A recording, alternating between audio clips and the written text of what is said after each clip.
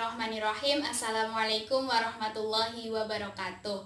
Di kesempatan kali ini aku akan membahas mengenai pasal 27 dan pasal 28 yang terdapat di Konvensi Wina tahun 1969. Nah, Konvensi Wina tahun 1969 ini sejatinya menyerahkan kepada setiap negara, setiap masing-masing negara untuk menempatkan perjanjian internasional itu dalam sistem hukum masing-masing negara tersebut. Jadi, setiap negara memiliki hak untuk mengutamakan hukum nasionalnya atau lebih mengutamakan perjanjian internasionalnya. Seperti itu. Nah, jadi melalui pasal ini sebuah negara tidak terikat atas posisi perjanjian internasional.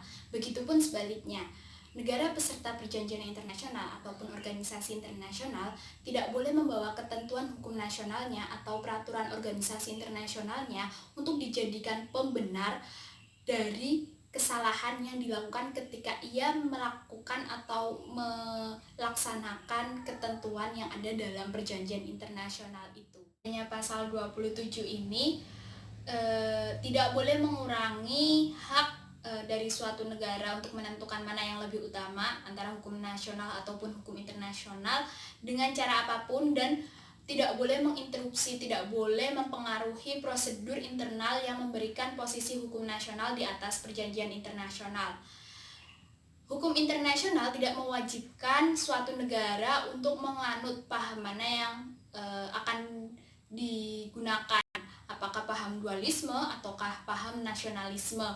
Jadi bagi negara-negara yang mungkin berpandangan nasionalis tentunya akan mengutamakan hukum nasionalnya. Namun sebaliknya, negara-negara yang memiliki simpatik terhadap dunia internasional dan internasionalisme tentunya akan lebih mengutamakan hukum internasional. Selanjutnya pasal 28. Di pasal 28 ini membahas tentang non-retroaktif dari perjanjian internasional atau asas non-retroaktif gitu.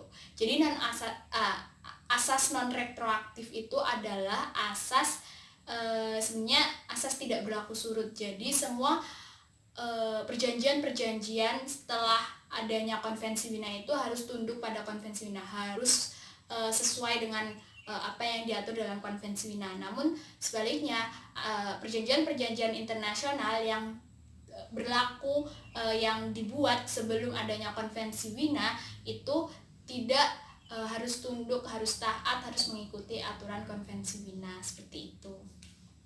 Nah, sekian pemaparan dan penjelasan dari aku, semoga bermanfaat.